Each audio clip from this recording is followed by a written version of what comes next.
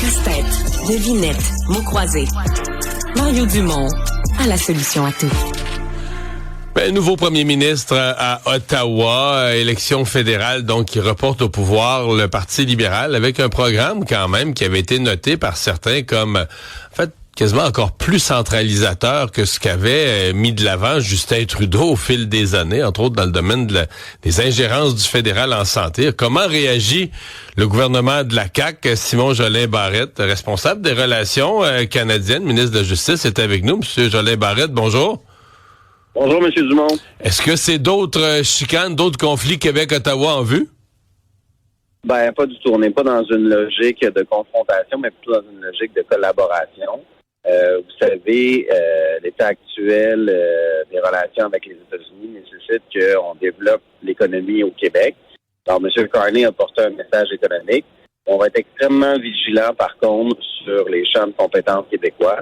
Et les positions du Québec ne changeront pas cet effet-là. Alors, je pense que les Québécois ont envoyé un contingent important de députés libéraux à Ottawa qui devront travailler avec le gouvernement du Québec et c'est ce qu'on va faire. Ouais. Je sais pas si vous avez lu Joseph Facal ce matin qui dit justement les Québécois ont voté massivement pour le Parti libéral du Canada, centralisateur.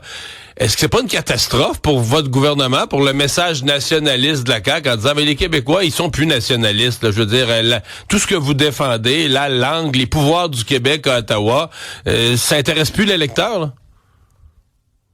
Écoutez, je pense que les électeurs ont voté dans le cadre d'une situation économique particulière, puis M. Carney a indiqué avoir un plan économique, a indiqué vouloir développer les ressources naturelles et également de faire en sorte que on puisse faire face à la menace de M. Trump.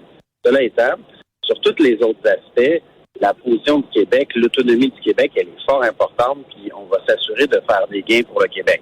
Je donne un exemple. M. Carney a un bel exemple là, devant lui avec le processus de nomination des juges des cours supérieures, où on a une résolution à l'unanimité qui est adoptée la semaine dernière. Il a déjà dit non. En pleine campagne, il a eu le courage de vous dire un non ferme, là. C'est pas si clair que ça. Et M. Carney a une obligation formelle de négocier, une obligation constitutionnelle.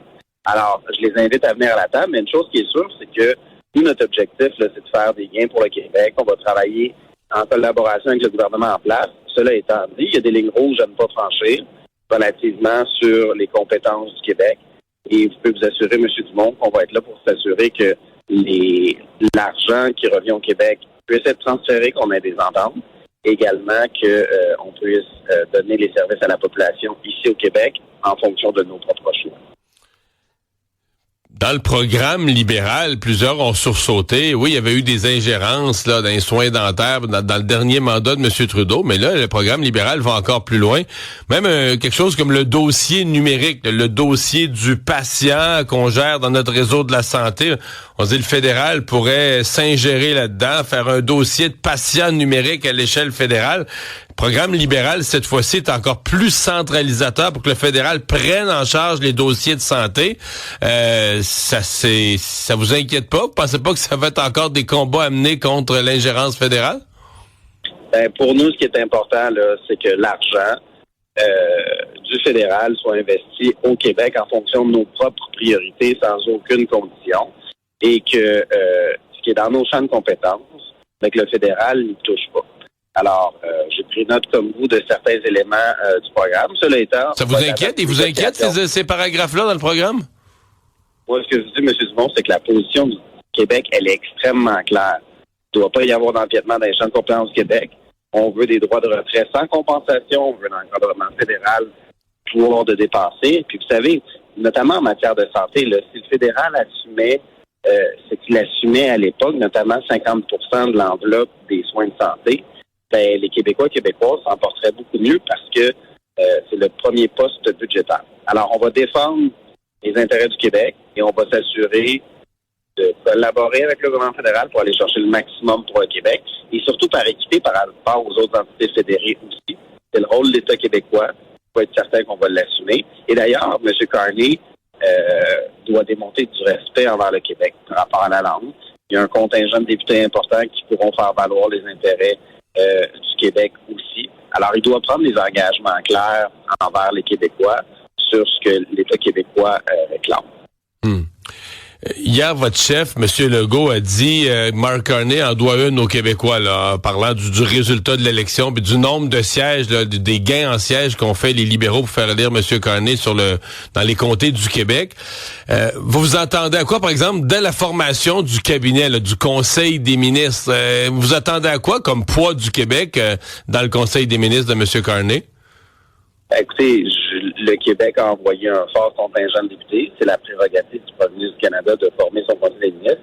On souhaite bien entendu que le Québec soit bien représenté à la table du Conseil des ministres.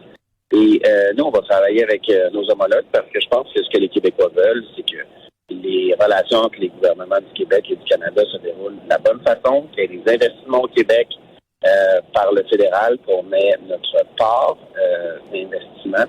Et aussi que des politiques qui sont prônées par l'État québécois se retrouvent à Ottawa aussi. Je donne un exemple. Là, durant la campagne électorale, on a parlé du projet de loi C5 qui est devenu une loi, notamment sur les peines pour les agresseurs sexuels qui ne puissent plus les purger avec sursis. Je pense que l'État québécois a été très clair là-dessus. Il y a des peines Netflix pour les agresseurs sexuels. Mais là, visiblement, la population... Moi, j'ai chialé contre ça, mais je veux dire, la population semble d'accord avec ça. Là, on réélit les libéraux plus forts. Ça veut dire que des peines de prison moins sévères, c'est ce que la population veut. Là. La population vote pour ça, puis revote pour ça plus la fois d'après. Là. Écoutez, je pense que l'enjeu d'élection, cette fois-ci, M. Dumont, c'est vraiment la menace de Donald Trump, la menace économique. Et je peux vous dire que ça fait pas mal consensus au Québec. Alors, nous, on va travailler en collaboration avec l'ensemble de la députation libérale, avec le nouveau gouvernement libéral. D'ailleurs, on les félicite pour leur victoire. L'engagement public, c'est important. Cela étant, les positions historiques du Québec et unanimes, notamment qu'on développe à l'Assemblée nationale, doivent être entendues par le gouvernement fédéral. Alors, c'est sûr qu'on ne fera pas de compromis là-dessus. On va surveiller tout ça. Simon Jolin Barrette, merci d'avoir été avec nous. Un grand plaisir, M. Dumont. À la prochaine. Au revoir.